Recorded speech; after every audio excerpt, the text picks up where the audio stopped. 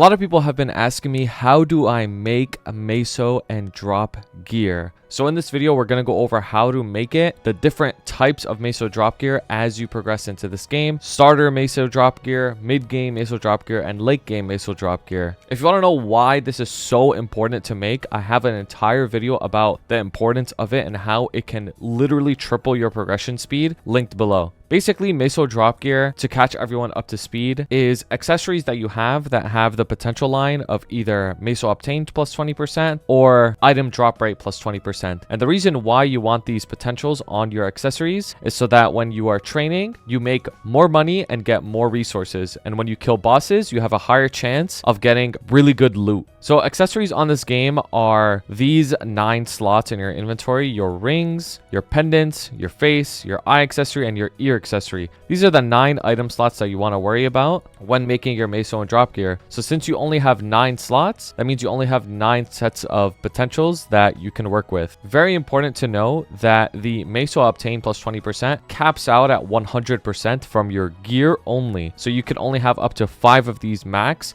Even if you have 6 items with it, it's not going to make you get 120%, for example. It'll make you have 100%. And when it comes to drop rate, it goes up to 200%. So you can only have a total of 10 lines of drop rate across your 9 accessories. But things like your inner ability, if you have Meso on it, or your Legion artifact, if you have Meso and drop on this, it goes over the cap. But for this video, we're just going to talk about Meso and drop gear. So what you're going to want to do is you're going to want to get your items to legendary. And getting your items to legendary, the best way to go about it is by buying these purple cubes, these bright cubes, the more expensive ones. The reason why these are more expensive is because they have a higher chance of rolling something called a prime line, but we'll talk about that later into the video. And they also have a higher chance of tiering up your potential all the way from rare to legendary. So when you're trying to tier up your item, generally items are going to start at either rare potential or epic potential if you have an epot or you got lucky with the drop. But if you want to unlock the potential, you press this magnifying glass, unlock it, it'll cost a little bit of money, and boom, you have a random potential. So a pro tip is you should use these hard cubes, these green ones, to try and tier up from rare. You don't necessarily want to use these expensive bright cubes to tier up from rare, because tiering up from rare is actually really easy to do with hard cubes, and you can get these hard cubes for free just from doing your weekly bosses or killing e-mobs and just playing the game in general. But if you don't have access to any of these hard cubes, that's fine. You can use the bright cubes to tier up as well. Another thing is these mystical cubes. Mystical cubes can be used to tier up from rare to epic, but it caps out at epic. You cannot use them to go from epic to unique, for example. So you can spend a lot of time using mystical cubes to go to epic to save yourself a little bit of money, but keep in mind that the tier up chance to epic is very low, so a lot of people don't bother doing this. But for me, I'm going to use these hard cubes that I got from some of my weekly bosses to try and tier up to epic and maybe even unique if I'm lucky.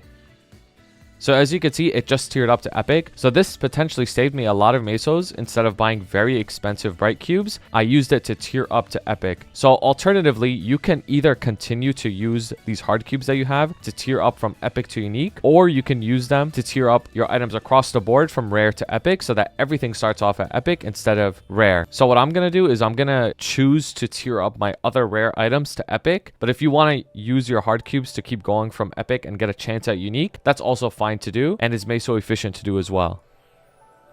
1 cube got to epic. So now that all 3 of these are epic, just from using the hard cubes, I'm going to continue using hard cubes to try and tier it up even further to unique. But the chance to get to unique from epic is very low using these hard cubes, but there still is a chance and it is worth trying. So we tiered up to unique with the hard cubes, which is actually really good because it saved us a lot of money. We could have used bright cubes and achieved the same thing, but it would have costed way more. These hard cubes cap out at unique. You cannot tier up from unique to legendary with them. So make sure you don't waste them on unique gear. So now that I'm out of hard cubes, right? How can I get my item from unique to legendary in the best way? There's actually 2 different ways that I would recommend doing it. Using hard cubes from a general store is actually pretty good to tier up only to unique. Not a lot of people talk about this enough, I feel. but it's like a low-key secret way to tier up to unique. So I'm just gonna buy a bunch of hard cubes, and it saves me a lot of money instead of buying bright cubes, and it's actually a really good way to tier up to unique this way. But the thing is, it takes longer because you're just just cubing longer because you have way more cubes and the chance to tier up is lower. But in terms of Meso cost effectiveness, tiering up to unique with hard cubes is actually pretty good. Also keep in mind that at the end of the day, this is all RNG. Sometimes you will spend a lot of money just trying to tier up, and sometimes you'll tier up quickly. That's just the way the game is. So me, with my 40 hard cubes, I still didn't tier up, and that's just how it is. Sometimes you will tier up and sometimes you won't. So instead, I'm actually going to buy some bright cubes to try and tier this up to legendary. For me, I always buy packs of 10 because I don't want to waste cubes necessarily and have an excess. So I always buy packs of 10, even if it means I have to go back to the shop and keep purchasing them over and over and over again. I like to limit how many extra I have.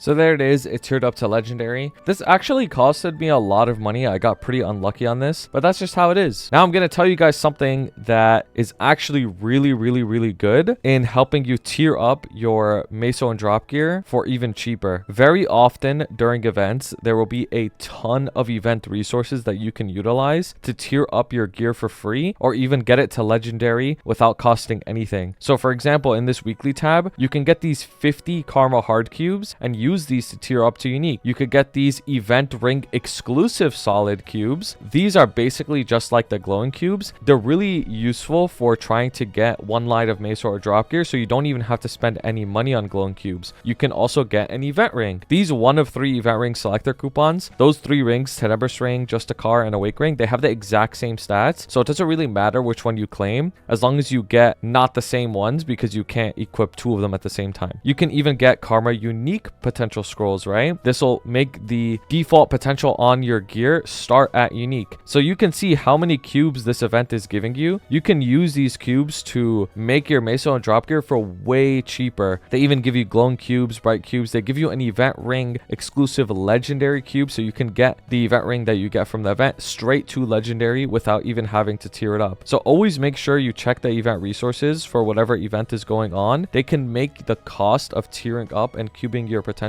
way cheaper. So you'll notice that it only has 2 lines of potential. If you want to increase it to 3 lines, which you should always increase it to 3 lines. You can use these potential stamps. You could get potential stamps just from bossing, or you could buy them in a town's general store. You could buy silver potential stamps, these 50% ones. Swear to God, it's not 50%, by the way. It's more like 10%, but side point. All you have to do is put the stamp on it and it'll change it to 3 lines. So you always want 3 lines just because it gives you higher odds of rolling something. And once you're at legendary, you want to use glowing cubes. These glowing cubes are really good at rolling just when you need 1 line of something. So since we're only going for 1 line of Meso or drop, we're going to use these glowing cubes. Alternatively, we could use these solid cubes that you can get from bossing as well. So since I have some solid cubes from bossing, we're going to use them and try and roll either Meso or drop. Whatever we land on first, we're going to keep. Meso, boom. And we got a little bit of luck on it as well. Since Kali uses luck, it would help with training. So for example, this would be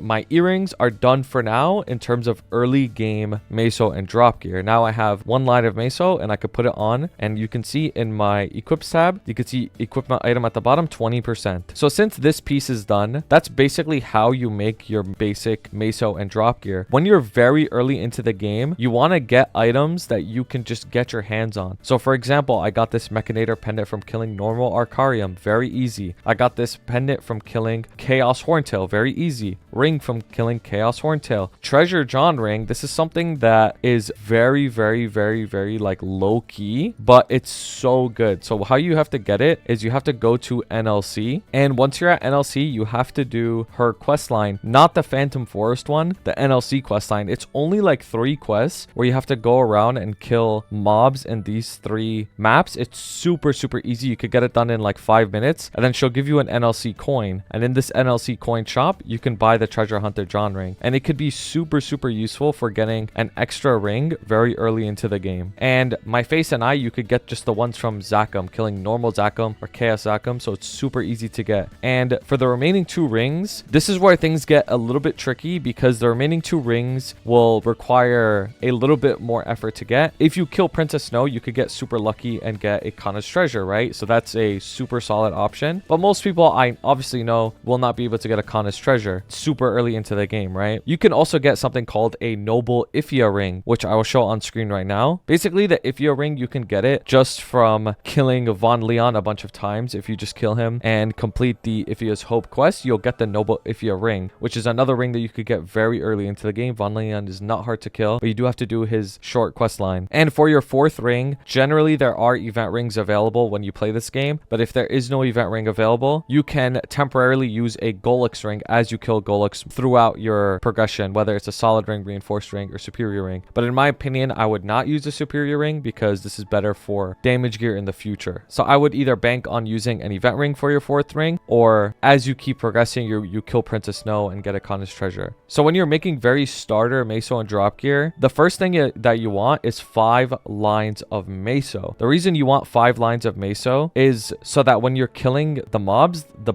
amount of money that's in the bag increases a lot. It'll make the rest of your training gear way easier to get as well. So I already have this ring at legendary, so we're going to try to roll Meso on it as well. So I happen to actually roll drop first before the Meso. That's actually fine. It's fine to roll drop first. You don't have to like hard specifically roll for Meso only. And the reason why it's okay to roll for drop as well is because the bag itself, when you kill a mob, the Meso bag does not have a 100% chance of dropping. So you're going to need at least 67% drop rate to get the bag itself to drop 100% of the time. So right now I'm at 20% drop. But the thing is, when you have skills like Holy Symbol, when you unlock your 5th job, this gives you drop rate as well. So it increases the drop rate. So you don't necessarily need insane drop gear to get the Meso bags to drop right away. And if you did your Threads of Fate, you would have wealth acquisition potions, which add another 20% on top of that. So when you're starting off, you only bare minimum need 3 pieces of drop gear. But you would basically repeat this process of tiering up and rolling for Meso drop gear until you have at least 1 line of Meso across 5 equips and 1 line of drop across 4 equips. Because if you remember, there are 9 items total, and getting 1 line of Meso or drop is enough for the early game. And that would put you at equipment item 100% for Meso and equipment item 80% for drop rate. And having just that basic starter set of Meso drop gear will cost generally at least 8 bill to make on average. Expect a little bit higher because there's just so much variance in cost in this game. And you can get very far into the game just from doing that, just from getting it on gear that you could get your hands on early game and getting that 100 Meso 80 drop. Now let's talk about what mid-game drop gear starts to look like. So when you are further into the game, you want to start replacing your weaker drop gear for stronger drop gear. So what do I mean by this? I mean, the Silver Blossom ring can only go to 10 stars, right? And as we know, the higher the stars on an item, the stronger the item is. So for example, if we compare a Silver Blossom ring to a slime ring, the slime ring stats are way higher, right? Because the slime ring can go past 15 stars, which makes it a much stronger item. This is when you're going to want to start swapping items out for stronger versions, because you're going to need a little bit more damage to continue one-shotting with all of your skills in the further future, right? So items like Silver Blossom ring, they helped you out for a long time, but it's time to bench it and go for a better item. Now, keep in mind, you're not going to always replace the weaker item with a stronger item. Sometimes it's okay to still have slightly weaker items, but just make sure that most of your items are stronger items. So what's really cool is event rings are actually very strong items. So these event rings that you get from doing the events can actually be used all the way till the end game. So it's very Meso efficient to invest in these items. But as you can see in some of my gear, I replaced the weaker rings like the Treasure John ring with a Kana's treasure, for example, because Kana's treasure can go past 15 stars and has better stats. I replaced the Horntail pendant with a Dominator pendant because it has better stats and will help me longer into the game. I replaced the Zac face and eye with a Twilight mark and a Black bead mark for the same reasons, right? And I replaced the Horntail earrings with the Estella earrings because they're just better further into the game, right? And you may have noticed that some of these items have double lines. So for example, this has item drop rate plus 20% times 2, so it has 40% just from this one item. And this one has Meso and item drop rate, so it's known as a hybrid line. Now, these double items are something that you're going to want to look into in the future. I would say once your gear is at least 17 star across the board, you have your 4 set superior, you're starting to work on getting arcanes, you're doing lucid and will, hard lucid, hard will, maybe even see Tenebrous bosses. This is when you're going to want to start to look into getting double lines because it'll help your progression be even faster. The thing about double lines is they are very, very expensive, and you always want to use these bright cubes to roll them. So I know I said that these bright cubes are ideal for tiering up, but I also mentioned in the video that these purple cubes are good for rolling something called prime lines. So what is a prime line, right?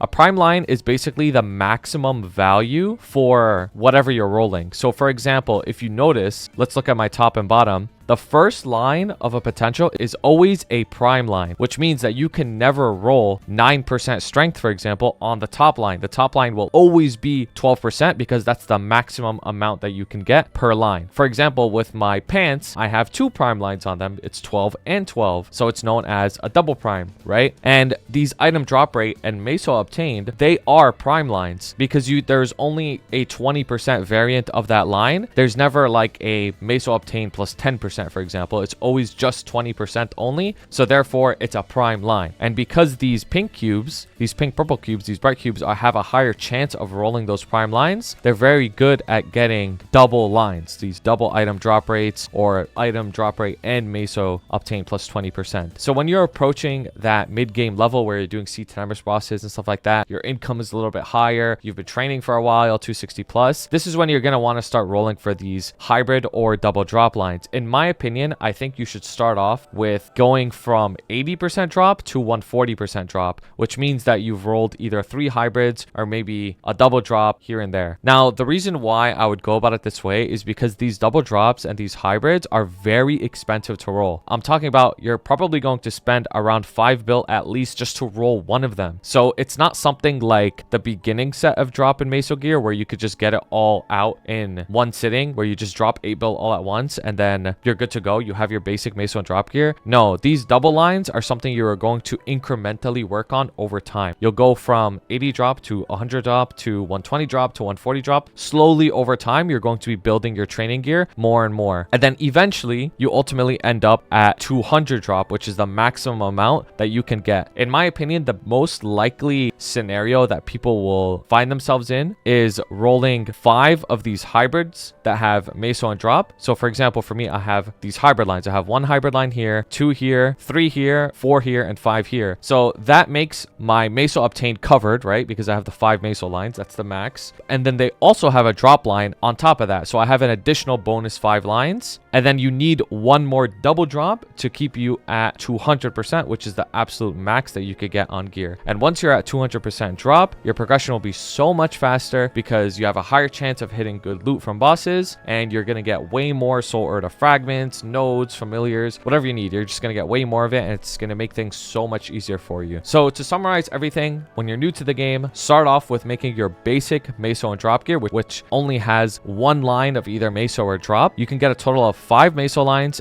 and 4 drop lines across your 9 equips when you only get 1 line. And then as you progress further and further into the game, you want to slowly and incrementally build more and more double drop lines and hybrid lines so that you can eventually hit 200% drop rate on your items. But the thing is, you need to keep in mind that it's very expensive. There is a lot of variance and it's going to take a long time, but it's 100% worth doing. And yeah, if you have any questions, please leave a comment below. I always read the comments and I want to help you guys out. With that being said, if you enjoyed this video and it helped you, maybe consider helping me out by sharing this video or subscribing. And if you want to talk to me directly, you could always pull up to the stream. I stream almost every single day. And with that being said, thank you so much for watching and have a wonderful day.